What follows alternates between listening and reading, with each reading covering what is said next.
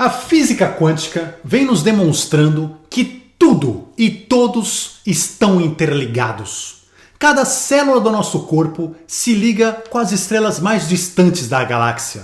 A própria física, apesar de aceitar, ainda não consegue compreender certos fenômenos. Mas o fato é que a nossa consciência vive em um estado que transcende o espaço e o tempo, revelando a partícula divina que habita em nós.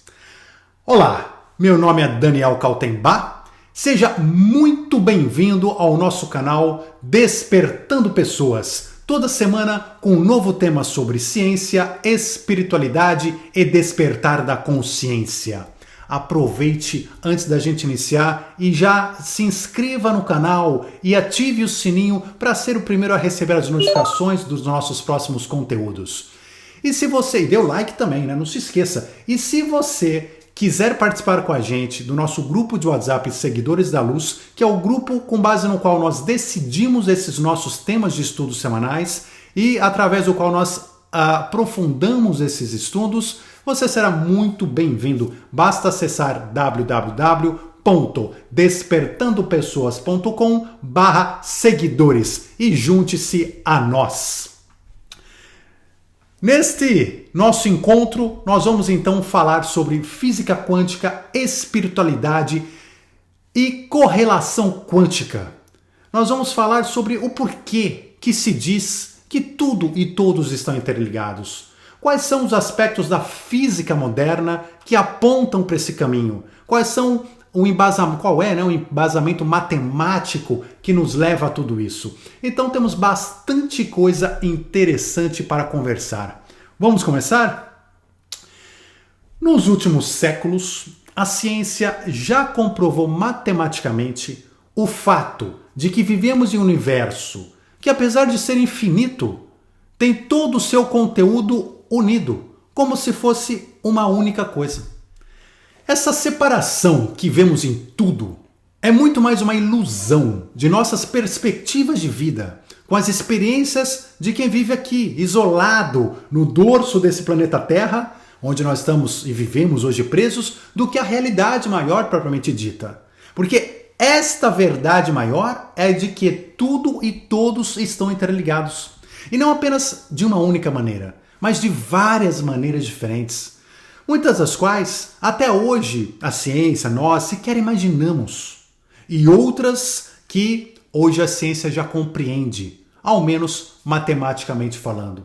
E são dessas questões que nós vamos conversar agora, onde a própria ciência aponta para uma realidade que é ainda muito incompreensível para nós como humanos. E muitas vezes a gente prefere até nem ver que essa realidade existe, que nós estamos observando essas experiências quânticas para continuar acreditando ali no nosso mundo tradicional, na nossa física tradicional. Mas vamos lá. Vamos começar a falar da teoria dos campos e do princípio da unidade. Vamos entender o que é isso e por que isso é importante para esses nossos estudos. Há uns 250 anos atrás, por volta de 1780, Charles Augustin de Coulomb publicava uma série de estudos e, dentre esses estudos, ele acabou desenvolvendo o que hoje nós conhecemos como a Lei de Coulomb, né, que é o seu sobrenome, que é a Lei da Interação Eletrostática. O que isso significa? Que esse estudo que ele fez sobre a eletrostática, ele se iniciou a partir da percepção de que deveria haver alguma espécie de campo energético ligando dois átomos correlacionados, ou seja, ou duas partículas carregadas que se atraem ou se repelem, né, como um ímã ali, mas nesse universo quântico, no caso nos átomos, nos íons. Então tinha que ter alguma coisa, um campo que fazia ele se repelir ou atrair. É muito fácil a gente perceber isso quando a gente vê um ímã, justamente. A gente vê o ímã se atraindo ou a gente vê, ao contrário, ele se repelindo. É intuitivo, a gente pensa, bom, tem um campo, tem alguma coisa aí no meio que está causando tudo isso. E é nesse aspecto que ele foi estudar. E dessas pesquisas, ele acabou enunciando uma lei que determina a intensidade dessa força eletrostática. No caso, eletrostática, né, porque é causada por esses íons entre duas cargas elétricas que estão próximas, estão correlacionadas, e ele colocou uma fórmula, ele criou uma fórmula matemática que diz o seguinte, que todas essas cargas elétricas, a força delas é diretamente proporcional ao produto dos módulos das cargas elétricas e inversamente proporcional ao quadrado da distância que os separa. Ou seja, o que nos interessa dessa fórmula, de tudo isso, é uma questão. Uma questão que está nessa fórmula que diz o seguinte, que a distância ao quadrado. Vejam, então, ele percebeu essa fórmula toda, ele criou, ele desenvolveu essa lei, e essa lei diz que essa força eletrostática tem a ver com a distância ao quadrado que existe entre essas partículas com as quais você está medindo essa força. Agora vejam, quando essa distância entra na fórmula, ela não entra com limite. Não existe um limite, olha, essa distância até 2 metros. A partir de 2 metros já não tem mais a força eletrostática. Ou essa distância até 1000 quilômetros. Depois de 1000 quilômetros não tem essa força eletrostática. Ou essa distância limitada até 10 anos-luz. Depois dessa distância não tem mais força eletrostática. Não. Não há limite para essa distância. O que significa que ela se estende ao infinito.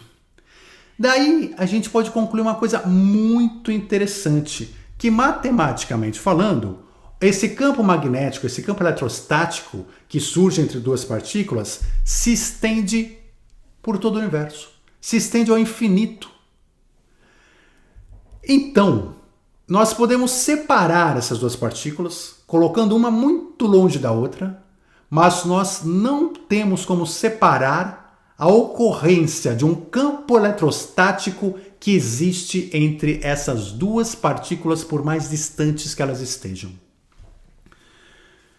que significa? Nós começamos a concluir coisas que normalmente não entram na nossa cabeça, que é limitada, como a gente comentou, por esse mundo que a gente vive aqui no cotidiano, né? Que é o seguinte, todas as partículas do universo, né, todas as cargas elétricas, partículas carregadas no universo, independentemente da distância em que estejam, estão interligadas entre si. Cada qual criando um campo entre si com a outra, né? Cada qual criando um campo, criando um universo ao nosso redor de infinitos campos interligados.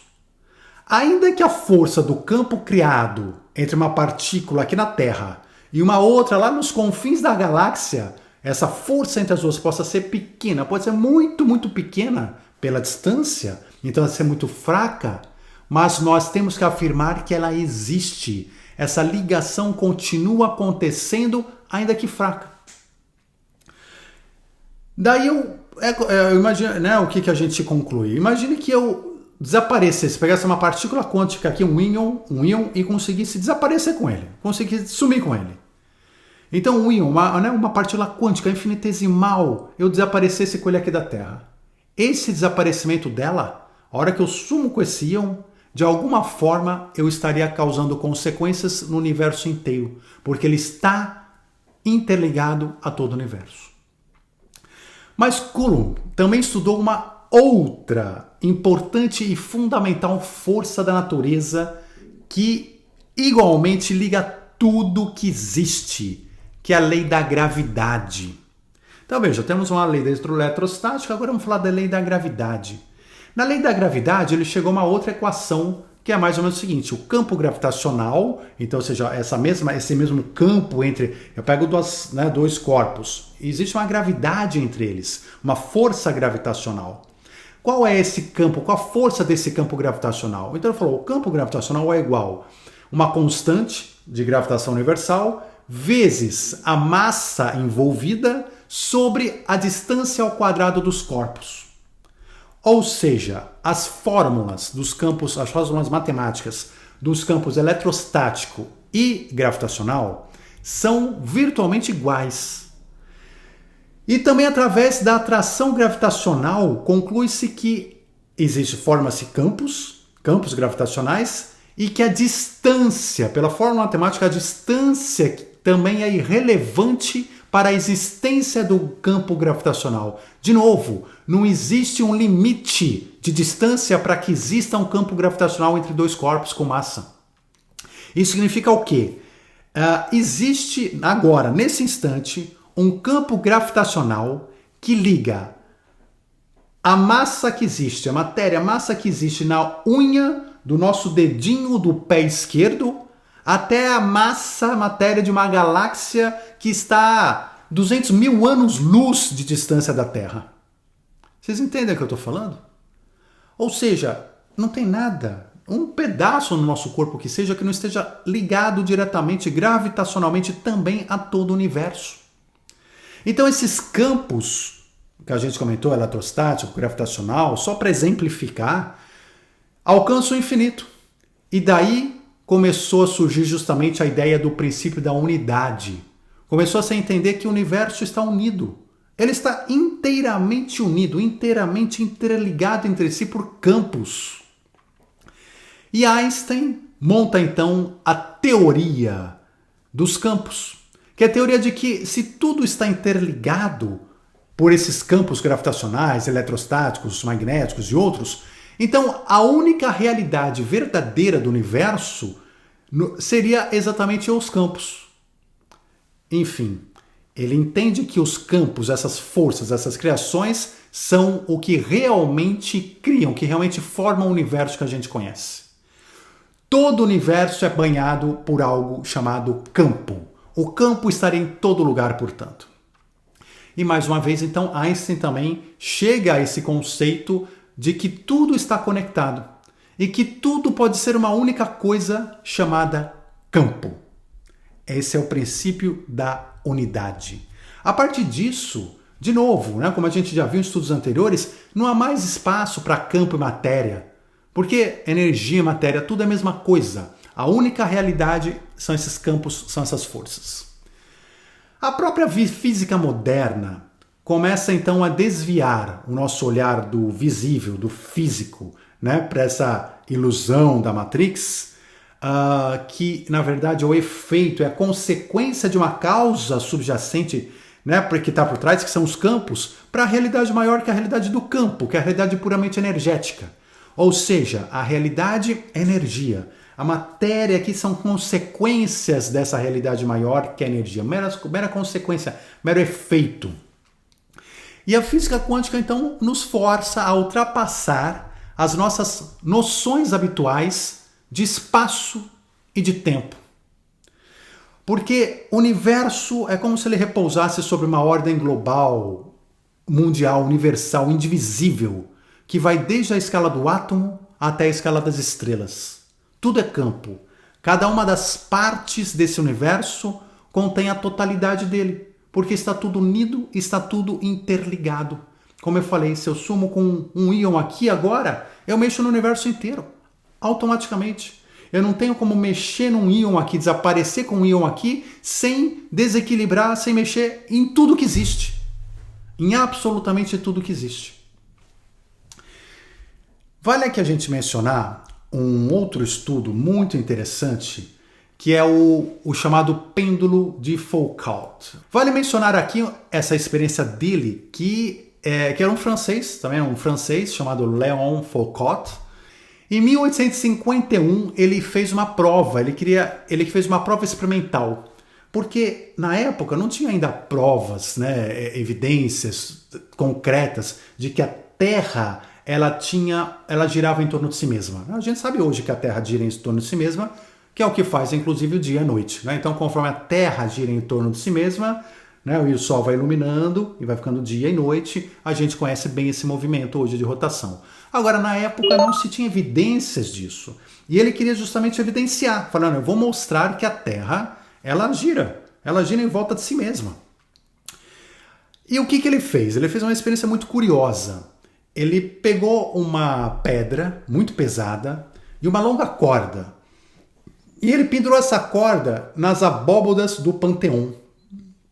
E assim ele ficou com a corda pendurada nas abóbodas do Panteão e lá para baixo tinha uma corda com essa pedra. Ou seja, ele criou um pêndulo, um pêndulo gigante, um pêndulo muito grande. E ele lançou esse pêndulo, empurrou esse pêndulo aí numa manhã de primavera. E aí começou um enigma, ou seja, ele começou a provar que a Terra tinha sua rotação e começou um enigma. Vamos entender isso. Para o grande espanto dele, ele constatou que o plano de oscilação do seu pêndulo, ou seja, a direção das suas idas e vindas, não era fixo. Então, assim, deveria estar assim sempre, o tempo todo. Não era fixo, mas ele girava, ele mudava no seu eixo vertical. Ou seja, vamos imaginar que o pêndulo estivesse rodando aqui numa direção leste-oeste, e ao longo do dia ele começava a mudar e daqui a pouco estava girando numa posição norte-sul. E aquilo chama atenção. Por qual motivo? Por que ele não continua na mesma direção? Por que ele não continua parado, né? Ou seja, não teve nenhuma força mandando ele mudar. Então por que ele não continuou fixo, não vamos dizer no leste-oeste ali, por assim dizer? Até que o próprio Foucault deu a resposta para isso. Ele falou, olha, uma questão muito simples. Porque essa mudança de direção não está acontecendo. Ela é só uma ilusão. Na verdade, é a Terra, o planeta Terra que está girando. Então, vamos lá, o pêndulo está assim, né? Balançando assim. Quando a Terra está girando, o pêndulo gira junto. Só que ele está na mesma posição. Só que com a Terra girando embaixo, quem está na Terra, vem, né, com a Terra girando, aí é a Terra que girou, não foi o pêndulo. Então a sensação para quem olha é de que o pêndulo se movimentou, mas quem se movimentou foi a Terra. Então estava girando norte e sul, mas quando a Terra girou, começou a movimentar leste-oeste. Mas veja, o movimento dele é o mesmo, é a Terra embaixo que girou. E não o pêndulo que mudou, né? Que estava assim, de repente começou a fazer assim, mudou a posição. Não. Ok. Com isso começou a se demonstrar que a Terra girava, que a Terra tinha uma rotação própria. Mas surgiu uma segunda pergunta, uma pergunta muito interessante. Ok, então o pêndulo em si, ele está na mesma posição, ele não mudou. Quem mudou foi a Terra girando. O pêndulo se mantém fixo em relação a alguma coisa. Ele se mantém fixo, porque sempre que está fixo na mesma posição, tem que ser em relação a alguma coisa. Não é em relação à Terra, porque a Terra mudou, em relação à Terra era leste-oeste, agora é norte-sul. Mas ele continua fixo em relação a uma coisa no universo. Ou seja, alguma coisa no universo, ele tem alguma relação com o universo que faz com que ele continue naquela posição porque ele tem uma referência universal. Vamos entender isso melhor. Imagine o seguinte, no universo, tudo está em movimento, né? Tudo está em movimento. Então, onde que você encontra um ponto de referência imóvel? Então, por exemplo, se eu estou aqui na Terra olhando para o céu, tudo está girando, eu não consigo um ponto de referência imóvel. Estou olhando para o Sol está indo para lá, mas por quê? Porque a Terra está rodando, as estrelas estão girando também, está tudo em movimento. É difícil encontrar um ponto fixo, alguma coisa fixa. Só que o pêndulo parecia que, ou seja, ele tinha uma referência, ele estava fixo a alguma coisa. A que coisa? Não era a Terra, não era o Sol, não era as estrelas visíveis. Porque como está tudo em movimento, imagine que nós temos aqui a Terra girando em volta do Sol, só que o Sol também está girando em volta da Via Láctea. A Via Láctea, por sua vez, toda a Via Láctea, a nossa galáxia, ela está também em direção, em movimento, em direção ao centro do grupo local das galáxias vizinhas. Então também tem um movimento. Agora, esse grupo local das galáxias vizinhas, ele também tem um movimento maior ainda, até se chegar no chamado grande atrator, que é uma referência que os cientistas percebem que tem um grande atrator, vamos dizer que o universo inteiro giraria em volta dele, mas que a gente não consegue nem imaginar o que é. Mas esse grande atrator, a gente imagina que são o quê? Um imenso complexo de muitas galáxias maciças que são situadas a enormes distâncias, ou seja, matéria, é massa, muita massa que está a muita distância daqui da Terra, só que essa massa toda faz diferença, influencia, como a gente falou, tudo está interligado. Então essa massa toda influencia nas coisas aqui. E aí qual que é a conclusão da experiência de Foucault? É a seguinte, independentemente de você ter sóis, galáxias, Sol próximo do próprio pêndulo, Aquele pêndulo de oscilação não está alinhado a nada disso. Ele não está respeitando nenhum ponto fixo em relação a isso.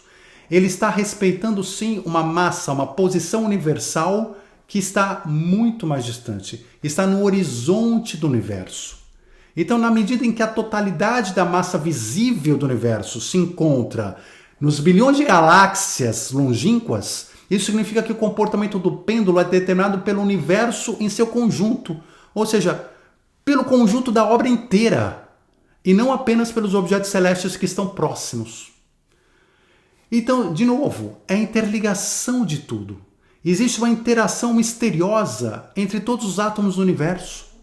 E essa interação não faz intervir qualquer troca de energia. Não é que é uma troca de energia, não, mas a gravidade, o próprio conceito da gravidade. A gente sabe que tem essa força gravitacional, mas o que ela é? O que é essa força? A gente não consegue entender o que é trocado entre os corpos que faz com que eles se atraiam. Enfim, todo esse mistério permanece. Mas o universo é unido numa única totalidade. Ou seja, um pêndulo que está lá no panteão, ele vai corresponder a estar alinhado a posição do universo em geral e não a posição de uma determinada galáxia, ou Sol, ou qualquer coisa aqui perto. Então, essa noção de espaço que separa dois objetos com uma distância maior ou menor não tem muito sentido quando a gente começa a estudar, então, esses princípios universais e quânticos.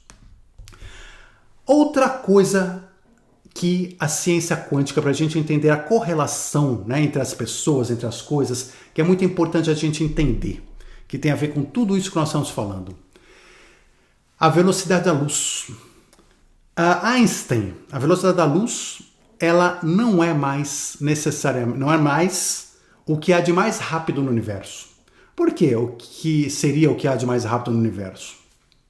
Porque Einstein, em consequência da sua teoria da relatividade, ele havia determinado, né, na sua fórmula, né, a equação E igual a mc ao quadrado, mas aquilo tem uma das consequências é de que nada com massa poderia nesse universo transitar, andar mais rápido do que a velocidade da luz. Seria matematicamente impossível.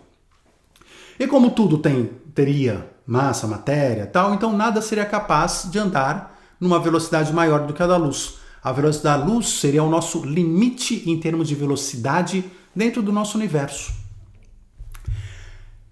Agora, os estudos dos campos, no próprio campo de Einstein, começou a desmentir o próprio Einstein. E esse começou a ficar incomodado com essa situação. Vamos entender isso. As fórmulas que a gente viu dos campos eletrostáticos, do campo gravitacional, por exemplo, que geraria um campo infinito entre duas partículas com massa, tem uma outra consequência desconfortável para aqueles cientistas, né, tradicionais da época, inclusive Einstein, de que esses dois corpos são interligados por esse campo, só que essa interligação entre esses dois corpos aconteceria de forma instantânea, ou seja, muito superior à velocidade da luz, o que até então era julgado como uma coisa impossível de acontecer. Vamos tentar enxergar isso melhor. Imaginamos que existam dois planetas, que a gente está comparando o campo gravitacional entre dois planetas. Então, planeta A, planeta B, perfeito? E vamos dizer que eles estão entre si numa distância de 1 ano-luz. Né? Ou seja, o que é um ano-luz? É a distância que a luz leva para percorrer, né, entre um e outro ao longo de um ano. É 1 ano-luz. Então, né, a distância que a luz leva para percorrer ao longo de um ano, andando no universo, para chegar no outro ponto. Ok. E vamos imaginar que o campo gravitacional entre esses dois planetas, A e B, fosse 5. 5 é um número qualquer aqui, tá? Só para efeito da gente conversar aqui didático. Se um dos planetas B, agora veja bem, então os dois planetas têm um campo gravitacional, 1 ano-luz de distância, um campo gravitacional com uma intensidade 5, perfeito? Agora, o que aconteceria se eu pegasse um dos planetas B, esse planeta B, e colocasse ele mais longe? colocasse ele mais distante, não, agora vamos separar vocês um pouco mais. Vamos deixar mais distante. Em vez de ter 1 ano-luz, eu coloco a 2 anos de luz de distância. A hora que eu faço isso, o campo gravitacional, aquela força gravitacional, ela se reduz. Ela se reduz. Por quê? Porque eles estão mais distantes. Então, pela fórmula, eu reduzo a força. Vamos dizer que deixou de ser 5, não é isso, mas vamos dizer que deixou de ser 5 e passou a ser 4, por exemplo. Então, ela passou a ser 4. De 5 para 4. Então, agora esses dois planetas têm entre si um campo gravitacional de intensidade 4. Até aqui, tudo bem, dá para compreender. Quanto mais longe eu for colocando, menor é o campo gravitacional, mas sempre vai existir até o infinito, como a gente já conversou. Sempre vai haver essa interligação. Agora, vamos imaginar o seguinte. Quando eu movimento, aqui é que vem a questão. Quando eu movimento o planeta B um pouquinho para cá, ele tinha um campo gravitacional 5 e agora tem 4. Imagina que eu estou no planeta A. No planeta A, eu tô a 1 ano-luz de distância do planeta B. Aqui, ó, eu tô 1 ano-luz de cá. E aqui eu sei, eu meço aqui, faço uma gravidade com o planeta B, do campo de gravidade é 5. Estou com um aparelhinho medindo. 5, beleza. Quando eu coloco o planeta B mais longe, veja, não mexi no A, coloquei só o B mais longe, o meu aparelhinho aqui mostrou, olha, caiu para 4. Ele mostrou que caiu para 4. Né? Ou seja, meu aparelhinho aqui sentiu. Ele percebeu, se existisse esse aparelhinho aqui, ele percebeu que caiu para 4. Mas para que as coisas acontecessem, em tese, pela teoria clássica, deveria haver uma troca de informação entre esses corpos. Significando o quê? O planeta B se mexeu, foi para cá. Ok. A partir do momento que ele se mexeu, tem uma informação desse movimento dele que teria que chegar até o planeta A. Qual que é a distância disso? 1 ano-luz. Ou seja, levaria 1 ano para chegar a informação no planeta A de que o planeta B se mexeu. 1 ano. 1 ano depois, esse meu aparelhinho poderia... Ah, olha, ele se mexeu, agora é 4, não é mais 5. Isso é o que se esperaria a partir dos estudos feitos até então. Só que o que você percebeu? Que não é isso que acontece. O planeta B se mexeu aqui. Eu teria que esperar 1 ano-luz? Não. Imediatamente quando ele se mexe aqui, o aparelhinho, vamos dizer aqui do planeta A, já mediria o 4. Ou seja, a informação não trafegou. Como é que essa informação chegou? A informação de que o planeta B se mexeu chegou até o A. Como é que ela trafegou? Então, assim, o que se conclui? Que essa informação, de alguma forma, chega no planeta A, chega no outro lado, não mais na velocidade da luz. E nem mais, não sabemos nem se dá para chamar de velocidade, porque é instantâneo. Ao mesmo momento que houve esse movimento aqui a informação já chegou. Por isso, olha só, o universo está interligado.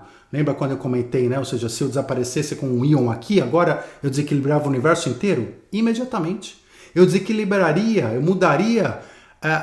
Você pegar a galáxia mais distante do mundo, esse íonzinho que eu desaparecer aqui, ela sentiria lá na hora, no mesmo instante, no mesmo momento. Vocês entendem o quão é fantástico isso? E o quão isso demonstra o quanto nós estamos interligados com tudo, o quanto tudo está interligado? Então o que acontece? Esse entendimento também, para Einstein, não fazia sentido. Ele falou, gente, não pode ser. Por quê? Porque eu preciso desse 1 ano-luz para chegar a informação aqui. Então o próprio Einstein começou a ficar confuso. Ele falou, não pode estar acontecendo isso. Não pode estar acontecendo isso. E o Einstein também, ele ficava bastante incomodado com muitas das descobertas da física quântica da época. Muitas descobertas. Não vamos entrar agora em detalhes, mas muitas delas. E essa foi uma. Até que surge aqui a ideia, né, ou seja, o princípio da não localidade. O princípio da não localidade. E ela é muito estudada a partir de uma experiência feita por Einstein, Podolsky e Rosen. Vamos falar um pouquinho disso. Einstein era positivista, determinista. Ele estava inconformado com a física quântica. Ele falou, não pode ser dessa maneira. E ele queria, entre outras coisas, destruir no bom sentido, né? O princípio da incerteza, que é aquele princípio que, entre outras coisas, diz, um átomo, por exemplo, ou se eu souber onde ele está, por exemplo, eu não sei a velocidade dele. Se eu medir a velocidade, eu não sei onde ele está. Eu não consigo ter velocidade e estado no mesmo momento. Então, assim, há um princípio da incerteza. Nós vamos falar disso ainda num outro encontro nosso com mais calma do princípio da incerteza. Mas é um dos princípios que também ele falou, poxa, não dá, eu tenho que entender, isso não pode ser assim, não pode ser dessa maneira. Ele era determinista, então ele fala, não, eu tenho que saber. Se eu tenho um átomo, esse átomo tem que ter uma velocidade e uma posição. E a física quântica falava, não, esse átomo não tem uma velocidade e uma posição pré-definida. Ele só vai ter uma velocidade ou uma posição quando você medir ele. Antes disso ele não tem. Ele está em infinitas posições ao mesmo tempo e velocidades diversas ao mesmo tempo também. O que não faz sentido na nossa cabeça normal. Einstein, então, formulou uma teoria para destruir o princípio da incerteza. Ele falou, vou acabar com essa física quântica. Isso aí, o pessoal tá louco. E ele desenvolveu um chamado paradoxo Einstein-Podolsky-Rosen, que é o nome dos 3 físicos que criaram esse paradoxo, né? Foi Einstein, Podolsky e Rosen. E o experimento, foi uma tentativa deles para justamente tentar acabar com a incompletude que eles acreditavam que havia na física quântica. Tinha alguma coisa errada, alguma coisa incompleta, alguma informação faltando. E essa teoria que eles criaram baseava na ideia de que, de que, por exemplo, que o momentum de uma partícula quântica, a posição, a velocidade de uma partícula quântica já estaria pré-definida e pré-determinada. Não seria como hoje se sabe, hoje se percebe, de que você tem infinitas possibilidades. Não, teria uma possibilidade só e ela já está lá pré-definida. E ele também queria mostrar a ideia básica da física clássica, da teoria da relatividade que ele criou e tudo mais, que a velocidade da luz era o máximo de 300 mil milhões de metros por segundo e que nada poderia ser mais rápido do que isso. Isso era o máximo que podia haver de velocidade. E fizeram essa experiência. Mas o resultado dessa experiência foi mais surpreendente ainda do que podiam supor. Então vamos entender, eu vou fazer um resumão dessa experiência, mas para a gente entender em forma didática esse experimento. Vamos imaginar que eles pegaram 2 elétrons, então 2 partículas quânticas, colocaram um elétron do lado do outro. Um elétron com spin positivo, um spin 1 e outro com spin menos 1. Vamos imaginar aqui como se fosse um elétron positivo, um elétron negativo. Mas tudo aqui para termos didáticos, para tentar simplificar bem.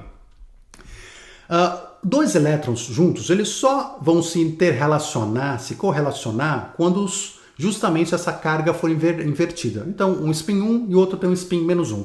Quando é invertido, você consegue correlacionar eles em laboratório. É exatamente que nem uma engrenagem. Imagina uma engrenagem de um relógio, ou uma engrenagem que vai girando. Quando você vira uma para um lado, a outra vira para o outro. Então, se uma é 1, a outra tem que ser menos 1. E assim por diante. Tem que funcionar dessa maneira. Depois que eles correlacionando esses elétrons, quando a física quântica começava a dizer o seguinte, quando eu separar esses elétrons, mesmo a anos-luz de distância, eles de fato jamais estarão separados um do outro. Mesmo que fisicamente separados, eles continuariam juntos.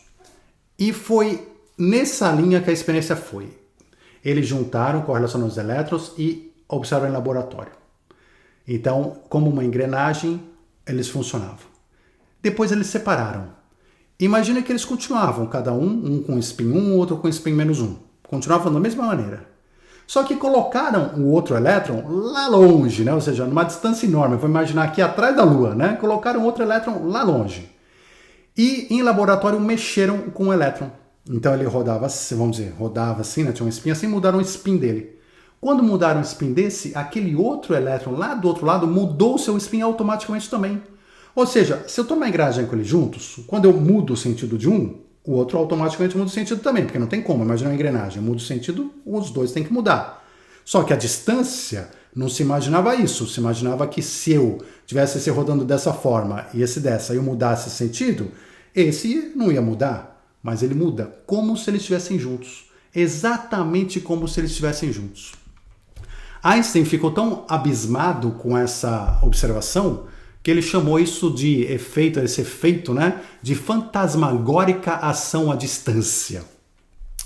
Então veja, nem para Einstein isso fez sentido algum, porque pela física tradicional todos os corpos precisariam, e mais, então um aspecto é você ter essa correlação, e o segundo, lembra que a gente comentou a mesma questão da velocidade da luz?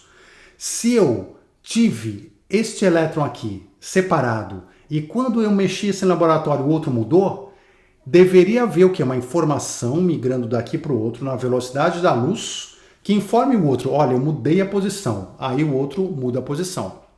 Mas não, mais uma vez ficou, né, evidenciado pela experiência, nos instrumentos, de que é instantâneo. Quando eu mudo aqui no laboratório, o outro instantaneamente muda. Não há tempo de velocidade de luz, tempo nenhum entre os dois acontecimentos. É instantâneo. Ou seja, é literalmente como se fosse uma coisa só, como se não houvesse a separação no meio do caminho. Isso é realmente surpreendente e mostra como tudo se interliga. Né? O Alan Aspect, que também fez essa experiência junto com sua equipe, constataram o mesmo efeito, né? De que as partículas se comunicam independente da distância que se encontrem. Então, assim, é como se uma partícula aqui soubesse exatamente o que a outra partícula ali do outro lado está fazendo, o que está acontecendo com ela.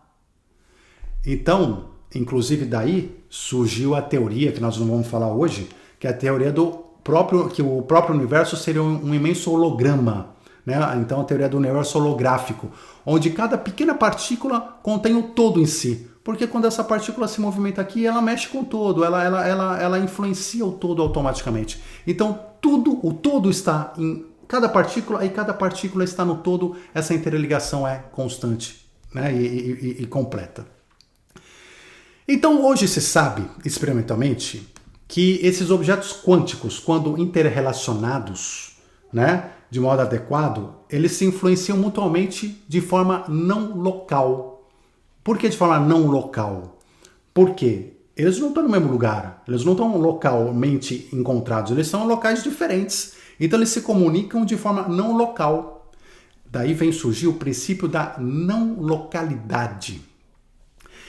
Então veja só, eles se influenciam mutuamente de forma local, ou seja, por sinais que a gente não compreende pelo espaço, que provavelmente não andam pelo espaço, né? Ou seja, porque e aí vem essa questão da não localidade. Porque se há o espaço entre eles e essa informação de que eu mexi um precisa passar pelo espaço para chegar pelo outro, eu preciso de uma velocidade. Né? Tem que haver uma velocidade para chegar lá, mas é instantâneo, não tem velocidade. Então eu começo a entender que não tem espaço entre eles também. Que o espaço entre eles é indiferente. É como se o espaço não existisse. Então objetos quânticos correlacionados, né, emaranhados, eles estão interligados entre si em um domínio que transcende, que está além do espaço e do tempo. Ou seja, é a transcendência do espaço-tempo. Nós estamos numa dimensão aqui que está além do espaço-tempo, da dimensão, ou seja, do que a gente conhece como base da nossa dimensão. Então, todas as ondas quânticas que estão nesse universo, né, nesse domínio universal, elas transcendem, quando estão no estado quântico, elas transcendem o tempo e o espaço. E esse é o chamado, né, que inclusive o físico Amit Goswami, ele no seu livro A Física da Alma, ele chama isso de domínio da potencialidade transcendente. Ou seja, é uma potencialidade transcendente de que aquelas partículas, de que aquela realidade se materialize, se realize, troque informações, cocrie e assim por diante. E por ser um potencial, muitas vezes a gente pensa assim, mas como é um mero potencial, esse mero potencial ele pode ser menos real do que aquilo do nosso mundo manifesto, que já está concretizado. E ele justamente diz o contrário, não, porque é justamente o que está concretizado aqui, quando a gente tem o colapso de função de onda, a gente tem as coisas, as infinitas possibilidades transformadas em uma só aqui. Essa uma aqui, ela é efêmera, ela vem, aparece, desaparece, como tudo que existe aqui na nossa natureza, está tudo em transformação, mas enquanto ela está no mundo quântico, ela é infinita, tem infinitas possibilidades, ela é atemporal, ela está fora do tempo, está fora do espaço, ela pode se concretizar a qualquer momento. Mas enfim, a gente começa a entender, ter uma noção básica de como tudo e todos estão interligados. Essa é a chamada correlação quântica, e que tem tudo a ver com a espiritualidade também. Porque essa experiência, e não só essa experiência, como outras experiências da fenda dupla, que coloca a consciência como papel fundamental, também temos aqui nosso vídeo falando da fenda dupla, para quem quiser ver, e que coloca mostra o papel da consciência na realização de tudo, na concretização de tudo que existe, nesses colapsos de função de onda, para a gente materializar, dentre infinitas possibilidades, uma única possibilidade concreta. A gente começa a perceber que essa correlação quântica ela surge do que é fundamental no universo, que hoje se entende que é a consciência. Da consciência vem a energia, que vem a matéria, mas a consciência ela liga tudo e todos por trás dos bastidores, né? Ou seja, num nível mais profundo. E a consciência que nós vamos falar aqui, nós temos a consciência universal e as consciências individuais, como nós, né, essas almas, essas consciências individuais, que nós nos identificando como pessoas, como almas, enfim, mas estamos, portanto, igualmente correlacionados. O que está por trás desse campo universal que liga tudo e todos, também liga essa consciência universal a todas as consciências individuais. Que, na verdade, as consciências individuais, ou seja, nossas consciências, nossas almas, são como partículas quânticas de uma consciência maior da qual a gente faz parte. Por isso que muitas experiências humanas demonstram correr dentro desse princípio da não localidade, ou seja, estão além do espaço e tempo. E a consciência que nós temos dentro de nós, a nossa essência, é transcendente. Ela está muito além do espaço-tempo. Então, uma consciência individual pode se comunicar com um objeto ou com outra consciência individual ou com uma consciência universal, independentemente de qualquer espaço físico que as separe. Então, né, por exemplo, você vai rezar para Deus ou vai rezar para alguma alma, para alguém, para um espírito, para Jesus, para quem for. O que acontece? Você não está... a gente consola aquele negócio, nossa, mas tem uma distância, sei lá, onde é que está Jesus, onde é que está aquele meu parente que faleceu, onde é que está o meu protetor, sei lá, podem estar em algum lugar distante. Não há distância. Nesse mundo espiritual, nesse mundo, além dessa dimensão de espaço-tempo, não há distância. A correlação é quântica, ou seja, tudo acontece de imediato. Essas informações chegam de imediato, que são as coisas que a gente começa a entender aqui na matéria, mas que nesse plano espiritual e plano consciencial são, enfim, é o comum. É o comum. E quando a gente se correlaciona com outra consciência, a gente não só não tem a questão do espaço entre duas consciências, como a gente também não tem a questão, né, do tempo. O tempo também não existe mais passado e futuro, porque tudo que se trata da consciência acontece no eterno agora, faz parte daquele eu sou. Alguns exemplos, só para a gente entender um pouquinho das diversas consequências de tudo isso que a gente falou hoje, nas consciências individuais. Telepatia. Telepatia. Nós temos várias modalidades de telepatia. Então, a telepatia pode acontecer entre uma comunicação telepática, mental, direta, entre pessoas encarnadas. Quantas vezes a gente não captou já o pensamento de outras pessoas? Familiares, cônjuges, quem for. Quantas vezes? Quantas vezes a gente já não pensou em alguém e de repente ela ligou, no mesmo momento que você estava pensando nela, ela te telefonou. Você falou, nossa, eu estava realmente pensando em você. Quantos casos nós ouvimos de pessoas que estão se preocupando com alguém, estão pensando, de repente vem aquela preocupação, estão pensando, né, na outra pessoa, começa a pensar num familiar, em alguém, e depois descobre que naquele horário aquela pessoa estava precisando de ajuda de fato. Quantas mães já não tiveram, né, aquela sensação, aquele estresse, de repente se preocupar com o filho, não saber por quê, ter aquele estresse e depois descobrir que o filho estava participando de um acidente naquele momento, por exemplo. Então isso tudo acontece. Isso tudo acontece. É até uma história curiosa que, entre várias histórias, né, mas uma que é curiosa que aconteceu comigo.